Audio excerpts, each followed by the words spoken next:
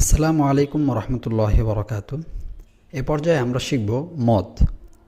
মদের অর্থ হচ্ছে টেনে পড়া। মদ এটি হচ্ছে আরবি শব্দ। এটার অর্থ হচ্ছে টেনে পড়া, কোনো হরফকে টেনে পড়া। মদ মূলত 10 প্রকার। আমি আপনাদেরকে কত প্রকার কি কি এগুলো আমি আপনাদেরকে শেখাবো না, কারণ এগুলো মনে রাখা অনেক কঠিন। তবে এক্সাম্পল আমি দিলে আপনাদের মনে থাকবে, সেজন্য আমি এক্সাম্পলগুলো তৈরি রেখেছি। কিন্তু কাকে বলে কি বলে এটা আমি আপনাকে জানিয়ে দিব। যেমন মদের হরফ মূলত 3টি, বা, আলিফ, ওয়াও, ইয়া। মদের হরফ 3টি, আলিফ, ওয়াও, ইয়া। এখন জবরের বাম পাশে যদি কখনো খালি আলিফ থাকে, যেমন ধরুন, যেমন এই যে জবর দিয়েছি, এখানে যদি খালি আলিফ থাকে তাহলে এটা মদের হরফ। পেশের বাম পাশে যদি জজমওয়ালা ওয়াও থাকে, এখানে যদি জজম থাকে আর এর পাশে যদি পেশ থাকে তাহলে এটা মদের হরফ। পেশের বাম পাশে, এটা পেশের বাম পাশে যদি জজমওয়ালা ওয়াও থাকে, জজমওয়ালা ওয়াও অর্থাৎ তার উপরে যদি জজম থাকে তাহলে ওয়াও মদের হরফ। এরপর জেরের বাম পাশে জজমওয়ালা যদি ইয়া থাকে তাহলে এটা মদের হরফ, অর্থাৎ ইয়া মদের হরফ। আমরা বুঝতে পারলাম আলিফ, ওয়াও, ইয়া, এই 3টি হচ্ছে মদের হরফ। এই 3টি যেখানে থাকবে সেখানে টান দিয়ে পড়তে হবে। এটাকে মূলত মদ্দে তবাই বলে। তো আমরা একবার প্র্যাকটিস করি। বা, আলিফ, জবর, বা। জবরের বাম পাশে খালি আলিফ থাকলে এটা মদের হরফ। পেশের বাম পাশে জজমওয়ালা ওয়াও মদের হরফ, যেমন বা, ওয়াও পেশ, বু। জেরের বাম পাশে জজমওয়ালা ইয়া মদের হরফ, যেমন বা, ইয়াজের, বি। এরপর আমরা দেখব লেখা আছে খৌফিন বাইতিন। তো এটা হচ্ছে মদ্দে লিন। মদ্দে লিন পড়ার নিয়ম হচ্ছে লিনের হরফের বামের হরফে ওয়াকফ হইলে, অর্থাৎ লিনের যে হরফটি আছে ওয়াও অথবা ইয়া, এই দুটি হরফের বামের হরফে অর্থাৎ ফা অথবা তা যদি সাকিন হয় অথবা লিনের হরফের বামের হরফে ওয়াকফ হয় তাহলে আমরা একালিফ টেনে পড়ব। যেমন খ, ওয়াও জবর খও, ফা দুইজের ফিন, খও ফিন। যদি আমি এখানে সাকিন করি অর্থাৎ থেমে যাই, যেহেতু আমরা গত ভিডিওগুলোতে শিখেছি যে থেমে যেতে হয় শেষে, অর্থাৎ যখন ওয়াকফ থাকবে তখন থেমে যেতে হবে। যদি থেমে যেতে হয়, আমরা যদি না থামি তাহলে এখানে কোনো টান হচ্ছে না, খৌফিন বাই তিন। কিন্তু যদি থামি তখন কিভাবে উচ্চারণ হবে? তখন একালিফ টানতে হবে। খ, ওয়াও জবর খও, ফা দুইজের ফিন। এখন আমি থামবো এখানে। খৌফ, খৌফ, খৌফ। বা, ইয়া জবর বাই, তা দুইজের তিন, বাই তিন। এখন এখানে আমি থামবো। বাইত, বাইত। ধরা যায় এখানে আরেকটি সাকিন আছে, কিন্তু এখানে মূলত সাকিন নেই, ধরে নিতে হবে। বাইত, বাইত, বাইত। এরপর আমরা চলে আসি মদ্দে আরজি। মদ্দে আরজি মূলত মদের হরফের বামের হরফে ওয়াকফ হইলে তাকে মদ্দে আরজি বলে। অর্থাৎ মদের হরফের বামের হরফে ওয়াকফ হইলে এটা মদের হরফ, ইয়া হচ্ছে মদের হরফ। এর পরে যদি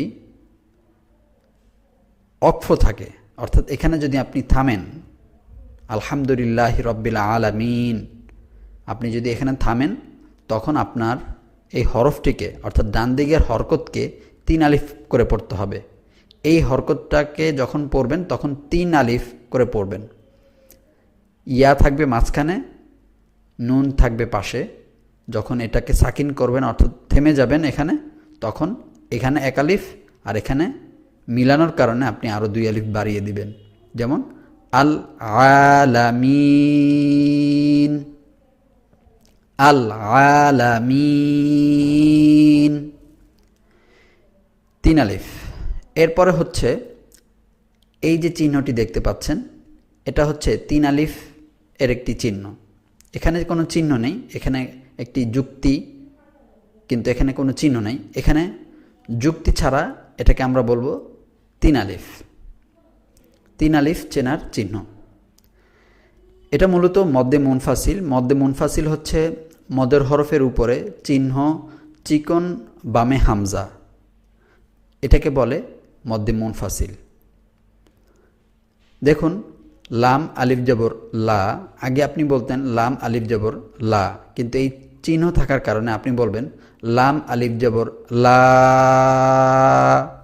3 আলিফ টান দিবেন। তারপর হচ্ছে আলিফ আইন জবর আ, বা পেশবু, আ বু, দাল পেশদু, আ বুদু, লা আ বুদু। এরপর হচ্ছে মদ্দে লাজিম হরফি মুখাফাফ। নুনের উপরে যে এই টানটি দেখছেন, কফের উপরে যে টানটি দেখছেন, এটা হচ্ছে 4 আলিফ মদ। এখানে এই চিহ্নই চেনা যায় 4 আলিফ মদ কীরকম দেখতে। নুন, এখানে শুধু নুন বলবেন, নর্মালি আপনি যেভাবে নুন বলে থাকেন নুন বলবেন, কিন্তু যখন এই চিহ্নটা আসবে তখন আপনি এটাকে টান দিয়ে পড়বেন। নুন, কফ। এরপর আমরা চলে যাচ্ছি মদ্দে লাজিম কালমি মুসাক্কাল। এখানে কালিমার মধ্যে মদের হরফের উপরে মোটা চিহ্ন, বামে তাসদিদ, মোটা চিহ্নর পরে বামে তাসদিদ, এটাকে বলে মদ্দে লাজিম কালমি মুসাক্কাল। এটার ডান দিকের যে হরফটি আছে তাকে 1 আলিফ টানিয়ে পড়তে হবে, অর্থাৎ বায়ের ডান দিকের হরফটি হচ্ছে দাল, তাকে 1 আলিফ টানতে হবে। যেমন আপনি এটা যদি বাদ দিয়ে পড়তেন তখন পড়তেন দাল বা জবর দাব, বা জবর বা, দাব্বা। কিন্তু এখন যেহেতু এই হরফটি আছে, আলিফ আছে, আপনাকে 4 আলিফ টেনে পড়তে হবে। যেমন দাব, বা জবর বা, দাব্বা, তা 2 জের 3, দাব্বাতিন। আগে যেমন দাব্বাতিন বলতেন, এখন আপনাকে এই মোটা চিহ্নর কারণে আপনাকে বলতে হবে দাব্বাতিন। এরপর আসুন মদ্দে লাজিম কালমি মুখাফাফ। এর উদাহরণ হচ্ছে কালিমার মধ্যে মদের হরফের উপরে মোটা চিহ্ন, বামে জজম, এখানে একটা জজম থাকবে, এটাকেই আমরা বলবো মদ্দে লাজিম কালমি মুখাফাফ।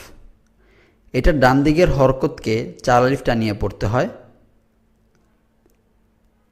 এটা শুধুমাত্র কোরআন শরীফে 2 জায়গায় আপনারা দেখতে পাবেন। যেমন আলিফ লাম জবর আল, আলিফ লাম খাড়া জবর আছে এখানে একটা, আলিফ লাম খাড়া জবর